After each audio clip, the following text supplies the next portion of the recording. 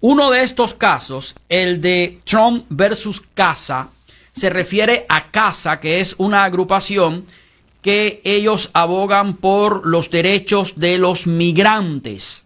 Ellos están en Maryland. Ellos reciben fondos del gobierno local, estatal y federal. En total han recibido $25 millones. Bueno, eso fue en el año 2022. Pero el dinero que ellos manejan está en el orden de los millones. Y también han recibido millones de dólares de fundaciones como Ford Foundation, Annie E. Casey, también Osprey, Herb Block, Rockefeller Foundation, el Carnegie Corporation, Neo Philanthropy y Open Society Foundation. Ustedes de George Soros. Exactamente. La última, sí. Exactamente. Casa de Maryland ha sido financiada por estas organizaciones, vamos a decir que progresistas, desestabilizadoras. Entre 2016 y 2017 recibieron $370,000 de Open Society Foundation, pero no ha sido la única partida de dinero que les ha dado Open Society Foundation de George Soros. En el año 2001 hasta el año 2007 también recibieron cantidades de dinero. Como dije, en el 2022 manejaban un presupuesto de $25.7 millones. Así que ya sabiendo de dónde le llega el financiamiento a esta organización, sabemos por dónde van los tiros en cuanto a su inclinación ideológica. En cuanto a esta decisión de la Corte Suprema de la ciudadanía por nacimiento, los jueces se agruparon en bloques. Las juezas Sonia Sotomayor, Elena Kagan y Ketanji Brown Jackson sabemos que se unieron para oponerse a la decisión de la mayoría de la Corte Suprema, en este caso a ir con el presidente Donald Trump. Bueno, eso es lo que hay en cuanto a esto.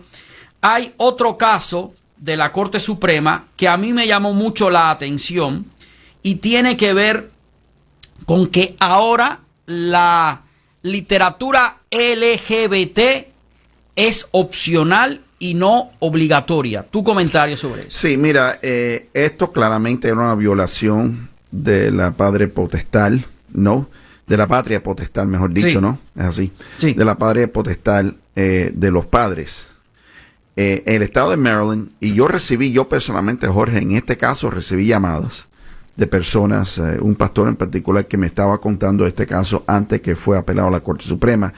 Y yo le dije inmediatamente que eso no era legal, eso era anticonstitucional. Por la simple razón que hay un precedente del año 2000 en donde la Corte Suprema ya había decidido este caso, el caso de los derechos de los padres, y había claramente emitido una decisión en que lo que es la custodia, el control y el cuidado de los niños está en el interés de la libertad y es uno de los intereses de libertad más fundamental y más viejo de esta república. Eso fue la decisión de Troxell versus Granville en el año 2000, en donde ellos dijeron que los padres tienen el derecho de dirigir la crianza, la educación y el cuidado de sus niños y que ese derecho existe aún antes de la corte. Claro. Y para dar una historia breve, en 1690, si no me equivoco, John Locke escribió su segundo trato para un gobierno civil.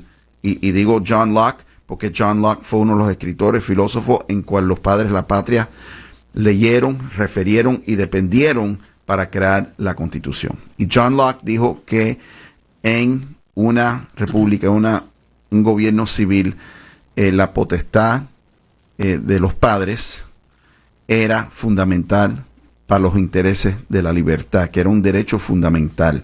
Entonces, estamos viendo aquí una ratificación ya de lo que se ha dicho en el pasado, una ratificación, reafirmación de la presidenta de la Corte y una victoria para libertad religiosa, para derecho a conciencia y para los derechos de los padres, sin duda. Claro que sí. Eso es una victoria. Hay otra más. la Corte Suprema ha dictaminado por 6 votos a 3 en el caso Medina versus Planned Parenthood que los programas estatales de Medicaid pueden quitarle financiamiento a Planned Parenthood, ese gigante del aborto. El jueves por la mañana se produjo una oleada de decisiones y actualizaciones de la Corte Suprema. Muchas de ellas fueron recogidas en un extenso hilo por el experto legal Jonathan Turley, el que sale en Fox, que dicho sea de paso, es demócrata, quien relató los anuncios estos de forma rápida. Todo esto se ha generado entre ayer y el día de hoy. Muy interesante esta decisión porque yo creo que ya está bueno de darle financiamiento, dinero del contribuyente a una organización que además es privada. En la Carta de Derechos o la Declaración de Derechos de los Padres de la Patria, y esos son las primeras 10 enmiendas a la Constitución, se llaman Bill of Rights en inglés, que es Carta de Derechos, dice lo siguiente: los poderes que la Constitución no delega en los Estados Unidos ni prohíbe a los estados quedan reservados a los estados respectivamente o al pueblo. Ok, ¿qué significa eso? Claro. Hace 3 días, Jorge, celebramos el 3er aniversario de la anulación del derecho al aborto como un derecho constitucional. Hace 3 años, la Corte Suprema echó para abajo Roe versus Wade. Sí, y lo pasó a los estados. Y lo pasó a los estados y dijo, no hay un derecho constitucional al aborto en la Constitución. Eso es potestad de los estados. Eso es consistente con la 10ª enmienda. Por lo tanto, si no hay un derecho constitucional al aborto, tampoco hay un derecho a recibir fondos públicos para el aborto. Claro. Si el aborto es una decisión privada, como yo, que soy parte del público, voy a pagar con mi dinero, con mi bolsillo, una decisión privada, eso no tiene sentido. Claro. Entonces el argumento antes era, sí, pero es un derecho constitucional. Ya no lo es. Claro. Y al no ser un derecho constitucional, entonces no tienes derecho al dinero mío y tú tienes que conseguir tus propios fondos. Planned Parenthood recauda $1 billón al año. La mitad, 500 millones, lo recibe del gobierno. O sea, de nuestros bolsillos. Tremendo, tremendo eso que nos cuentas. Hay otra decisión de la Corte Suprema que tiene que ver con la pornografía y Texas. Pero yo te comentaba cuando tú me enviaste ese artículo de que eso ya existe en la Florida. Existe en la Florida. Y es pedirle identificación para corroborar que la persona que quiere ver eso es mayor de edad. Es lo mismo que si tú tienes un negocio, y desafortunadamente los hay, en donde los lugares de stripper, ¿no? Otros lugares en donde las personas quieren ver material de adultos, tiendas, nos enseñan videos, tienen literatura, revistas, lo que sea. Un niño menor de 18 años no puede entrar. Claro. Tengo que hacer una pausa comercial. Por favor, quédate un par de minutos más allá de la pausa, para preguntarte acerca del caso de John Fetterman, porque es muy interesante. Senador de Pennsylvania. Correcto. Que hizo una campaña basada en la lástima. El hombre parecía enfermo, lento, perturbado de la cabeza. No se sabía si había tenido un stroke o algo así, un accidente en el cerebro, pero parece que ha despertado.